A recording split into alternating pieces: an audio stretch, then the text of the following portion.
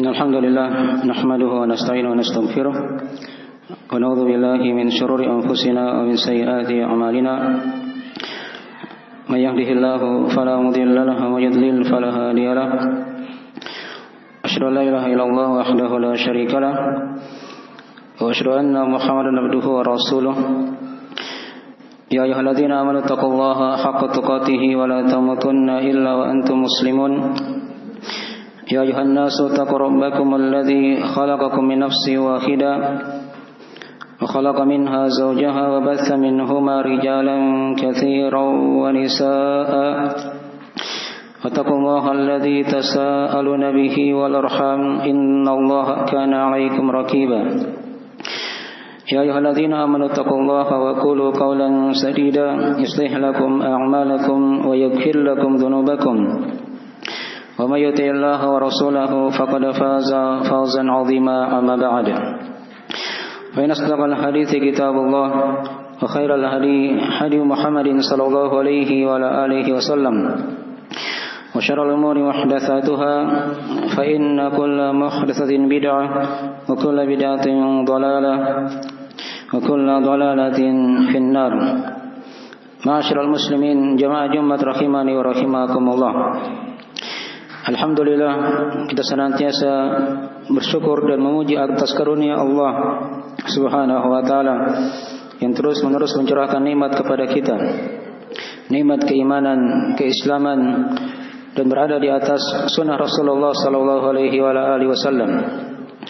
Dan juga di hari Jumat yang diberkahi ini, tak lupa kita senantiasa bersalawat atas Rasulullah sallallahu alaihi wasallam. Satu di antara amalan soleh yang sangat dianjurkan kepada umat beliau sallallahu alaihi wasallam untuk bersalawat kepada beliau. Pada khutbah Jumat yang ringkas ini kami akan bacakan 3 ayat dari surah Az-Zariyat tentang kisah Musa alaihissalam bersama dengan Fir'aun. Diterangkan oleh Allah Subhanahu wa taala dalam Al-Qur'anul Karim di surah Az-Zariyat, A'udzu billahi minasyaitonir rajim. Wa fi Musa id arsalnahu ila fir'auna bisultanin mubin fatawalla biruknihi wa qala sahirun aw majnun fa akhadnahu wa junudahu fanabadnahum fil yammi wa huwa mulim. Terjemahan dari mana ayat? Wa fi Musa id arsalnahu ila fir'aun, dan pada Nabi Musa terdapat padanya dari tanda kekuasaan Allah tatkala kami utus beliau kepada Fir'aun bisultanin mubin, dengan sultan yang jelas, dengan argumen, dalil dan kejelasan yang sangat jelas. Fatawalla biruknihi wa qala sahirun aw majnun. Tapi Fir'aun berpaling dengan bala tentaranya, dengan kekuatannya, dan dia berkata Nabi Musa adalah tukang sihir atau orang gila. Fatawalla biruknihi wa qala sahirun aw majnun fa akhadnahu wa junudahu fanabadnahum fil yammi wa huwa mulim. Maka kami pun tenggelamkan, lemparkan dia dan bala tentaranya di lautan. Fa akhadnahu wa junudahu, maka kata Allah, kami pun siksa dia dan bala tentaranya, dan kami lemparkan, tenggelamkan mereka di lautan dalam keadaan tercela.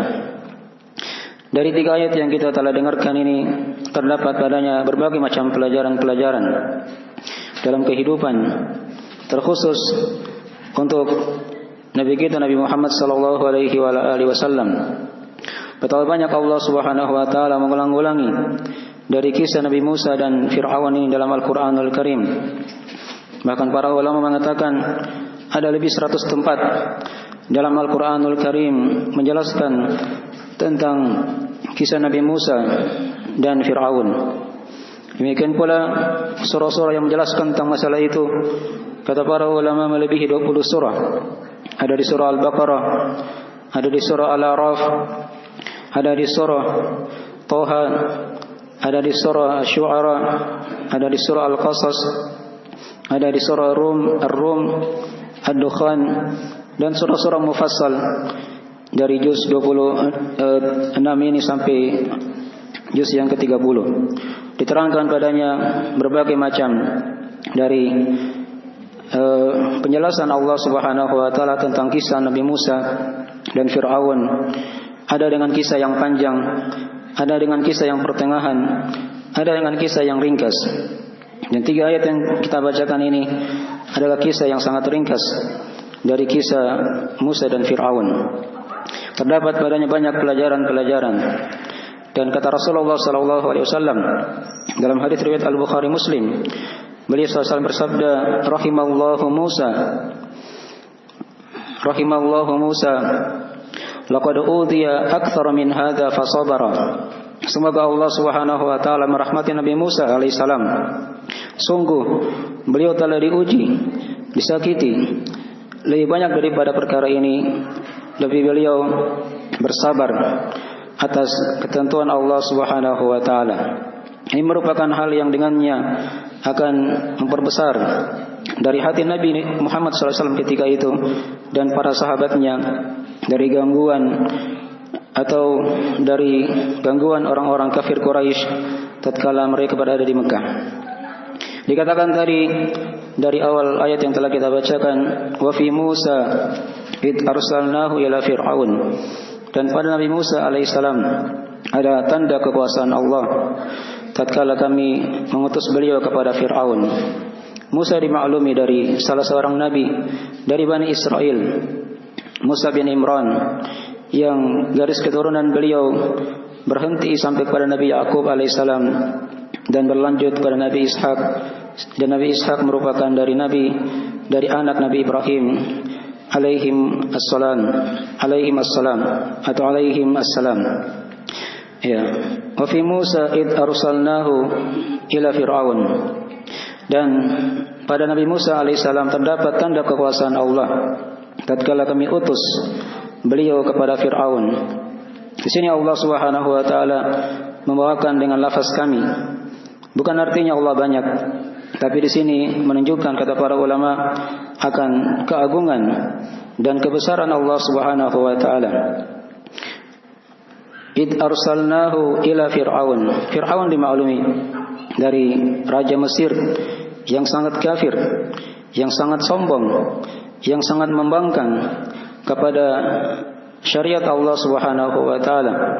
Bahkan dia telah berlebihan dalam mengakui dirinya sebagai Tuhan yang disembah selain Allah Subhanahu wa taala. Id arsalnahu ila fir'auna bisultanin mubin, dengan sultan yang sangat jelas. Dimaklumi dari ayat-ayat Allah Subhanahu wa taala yang sangat jelas kepada Nabi Musa alaihissalam berupa tongkat yang bisa berubah menjadi ular betulan. Kemudian ada cahaya putih yang keluar dari tangan Nabi Musa alaihissalam. 2 ayat ini merupakan tanda dari kekuasaan Allah Subhanahu wa taala untuk menghadapi Fir'aun tatkala itu yang berbangga dengan tukang sihir. Maka Allah Subhanahu wa taala memberikan mukjizatnya pada nabinya dengan hal yang lebih besar daripada sekadar sihir biasa. Maka dikatakan fatawalla bi ruknihi wa qala sahirun aw majnun. Kemudian Fir'aun berpaling dengan ruknihi. Ya, ruknihi di sini kata para ulama tafsir ada beberapa penafsiran. Ibnu Abbas radhiyallahu taala anhuma mengatakan bi ruknihi, yaitu dengan kekuatannya. Sebagian ulama yang lainnya mengatakan dari Mujahid, ya, beliau berkata bi ruknihi adalah dengan bala tentaranya, Dan sebagian ulama yang lain ada yang mengatakan dengan kaumnya. Ya, itu dikatakan oleh Qatadah rahimahullahu taala. Dan sebagian ulama yang lainnya yang mengatakan bi ruknihi adalah dengan dirinya sendiri. Fatawalla bi ruknihi, maka dia berpaling dengan dirinya atau kekuatannya atau bala tentaranya. Ya. Bi ruknihi wa qala sahirun aw majnun, dan dia berkata Nabi Musa adalah tukang sihir atau orang gila. Ini dikisahkan dalam ayat-ayat yang panjang. Kenapa Fir'aun berkata kepada Nabi Musa alaihissalam tukang sihir, sebagai tukang sihir? Karena Musa alaihissalam itu mengalahkan tukang sihir mereka yang mereka persiapkan ketika itu untuk menghadapi Nabi Musa alaihissalam, di mana tongkat-tongkat atau tali-tali yang mereka buang dari tukang sihir tersebut dikhayal-khayalkan menjadi ular, padahal dia bukan ular. Nabi Musa alaihissalam melempar tongkatnya dan berubah menjadi ular betulan dan memakan seluruh dari tali-tali yang dilempar oleh tukang sihir tersebut. Tapi Fir'aun dari kepandaian berbicara, dari kemahiran dalam berbicara, retorika yang sangat baik, dia bisa merubah dari keyakinan kaumnya yang tadinya sudah ingin beriman pada Nabi Musa alaihissalam, mereka tetap berada di atas agama Fir'aun. Dan tukang sihir ketika itu telah mengakui agama Nabi Musa alaihissalam, dan mereka berkata, qalu amanna bi rabbi Harun wa Musa, kami beriman pada Tuhannya Nabi Musa dan Nabi Harun. Wa qala sahirun aw majnun, maka dia berkata tukang sihir ataupun orang gila. Demikianlah para nabi dan rasul yang datang, dikatakan oleh Allah Subhanahu wa taala, kadzalika ma atal ladzina min qablihim mir rasulin illa qalu sahirun aw majnun. Demikianlah tidaklah datang seorang rasul kepada mereka kecuali mereka berkata, rasul ini adalah tukang sihir ataupun orang gila. Bahkan Nabi kita Nabi Muhammad SAW juga digelari seperti itu, digelari tukang sihir dan digelari orang gila oleh kaum kafir Quraisy ketika itu. Maka dikatakan di sini, fatawalla bi ruknihi wa qala sahirun aw majnun. Kemudian diterangkan oleh Allah Subhanahu wa taala akhir kisah dari perjalanan Fir'aun ini dalam ayat yang sangat ringkas, fa akhadnahu wa junudahu fanabadnahum fil yammi wa huwa mulim, dan kami pun siksa dia dan bala tentaranya, lalu kami lemparkan ke lautan dalam keadaan tercela. Sebelum Fir'aun dibinasakan oleh Allah Subhanahu wa taala, Allah utus kepada mereka ada 5 ayat, 5 tanda kebesaran Allah Subhanahu wa taala yang mereka lihat. Diterangkan dalam ayat-ayat yang lainnya, fa arsalna alaihimut tufana wal jarada wal kummala wad dafadi'a wad dam ayatin mufassalat. Kata Allah Subhanahu wa taala, kami telah utus kepada mereka ada tufan, angin topan. Kemudian yang kedua, wal jarad, belalang yang masuk dalam istana mereka. Wal kummal, demikian pula ada kutu yang menyelimuti mereka.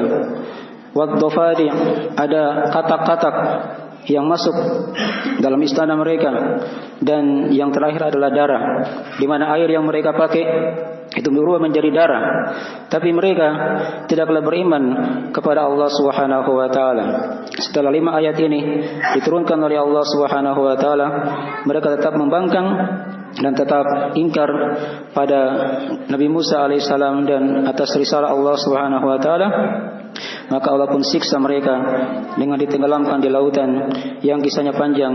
Diterangkan ketika itu mereka mengejar Nabi Musa dan Bani Israel sampai di ujung dari Laut Merah, dan Nabi Musa alaihissalam diperintah oleh Allah Subhanahu wa taala untuk memukulkan tongkatnya ke lautan sehingga lautan terbelah menjadi 2, dan mereka melewatinya dan diikuti oleh Fir'aun dan bala tentaranya.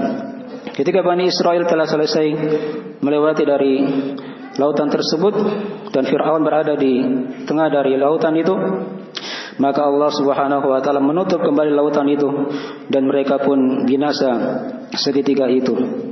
Dan diterangkan dari akhir kisah mereka, langit dan bumi tidaklah bersedih dengan kematian mereka, dengan kebinasaan mereka. Dikatakan oleh Allah Subhanahu wa taala, "Fama bakat 'alaihimus samaa'u wal ardu wa ma kanu munzarin." Dan langit dan bumi tidaklah menangis, tidaklah bersedih dengan kematian mereka, dengan kebinasaan mereka. Menunjukkan ada orang-orang yang kadang tatkala mereka meninggal, Allah Subhanahu wa taala menjadikan langit dan bumi itu bergembira dengan kematian orang-orang seperti Fir'aun dan bala tentaranya, dan sebaliknya juga ada orang-orang yang ketika dia meninggal maka membuat kesedihan untuk alam semesta. Itulah para nabi dan rasul serta orang-orang yang mengikuti mereka dengan baik. Aqulu qouli hadza kama tasma'un, astaghfirullah li wa lakum wa li sa'iril muslimina min kulli dhanbin innahu huwal ghafurur rahim.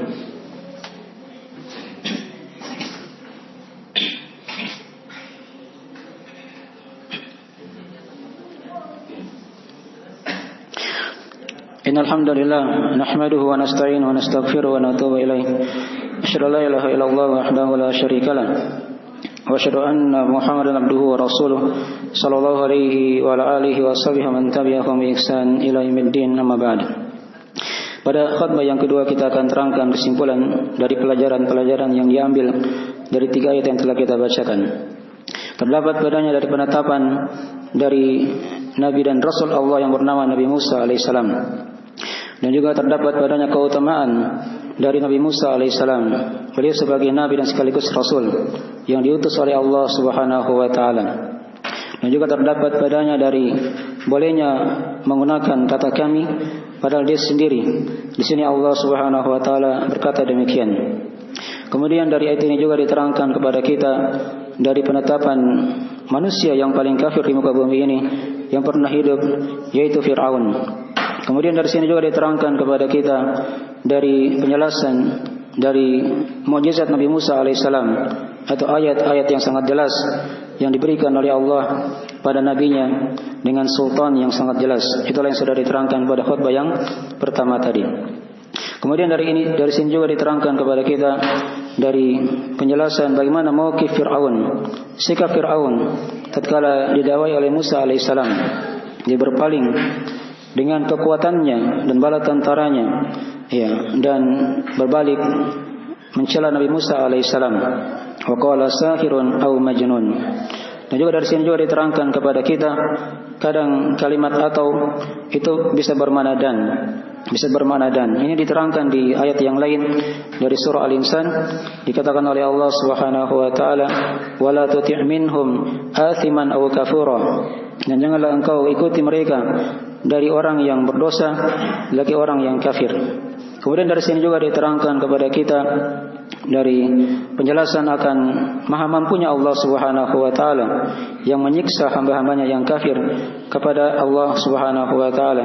Fir'aun, bagaimana kita telah dengarkan dari dosa dan maksiat yang mereka perbuat, dari kekafiran kepada Allah, pelampauan batas, kesombongan di muka bumi, kezaliman. Tapi bersamaan dengan itu sangatlah mudah untuk Allah Subhanahu wa taala membinasakan mereka semuanya. Tidak ada hal yang berat untuk Allah Subhanahu wa taala. Dan juga dari sini juga diterangkan kepada kita bahwasanya lautan itu merupakan makhluk Allah Subhanahu wa taala yang senantiasa taat dan tunduk pada perintah Allah Subhanahu wa taala. Dan dari sini juga diterangkan kepada kita penjelasan dari celaan Allah Subhanahu wa taala kepada Fir'aun dan bala tentaranya. Fir'aun dan bala tentaranya pada hari ini mereka telah berada di alam kubur. Dan diterangkan dari Allah Subhanahu wa taala dalam Al-Qur'anul Karim, "An-naru yu'raduna 'alaiha ghuduwan wa 'ashiyya wa yawma taqumus sa'atu adkhilu ala fir'auna asyaddal 'adzab." Neraka itu ditampakkan kepada mereka pagi dan petang. Ini di alam kubur. Dan pada hari tatkala ditegakkannya hari kiamat, maka diperintah oleh Allah Subhanahu wa taala, masukkanlah Fir'aun dan bala tentaranya pengikutnya ke siksaan yang paling pedih. Semoga Allah Subhanahu wa taala berikan kepada kita al-afiat dan menjaga kita dari berbagai macam musibah dan malapetaka, dan semoga Allah Subhanahu wa taala senantiasa memberikan kepada kita kemudahan untuk mengikuti agamanya, tuntunannya di dunia ini, di alam barzah, dan nanti kita berjumpa dengan Allah Subhanahu wa taala pada hari kiamat nanti. Innahu waliyudzalika wal qadiru alaih. Inna Allaha wa malaikatahu yusalluna 'alan nabi ya ayyuhalladzina amanu sallu 'alaihi wa sallimu taslima. Allahumma salli wa sallim ala abdika wa rasulika wa nabiyyika Muhammad wa man sara bi nahjihi minas sahabati wal khulafa'ir rasyidin wa man tabi'ahum bi ihsan ila yaumiddin. Allahumma ighfir lana dhunubana liqaha wa وأجلها وأولها وآخرها وعلانيتها وسرها يا أرحم الراحمين. اللهم تقبل منا إنك أنت السميع العليم وتب علينا إنك أنت التواب الرحيم. اللهم أرنا الحق حقا وارزقنا اتباعه وأرنا الباطل باطلا وارزقنا اجتنابه. اللهم آمنا في أوطاننا وأصلح أئمتنا وولاة أمورنا واجعل هذا البلد بلدا آمنا مطمئنا وسائر بلاد المسلمين. ربنا آتنا في الدنيا حسنة وفي الآخرة حسنة وقنا عذاب النار. سبحان ربك رب العزة عما يصفون وسلام على المرسلين والحمد لله رب العالمين وأقم الصلاة.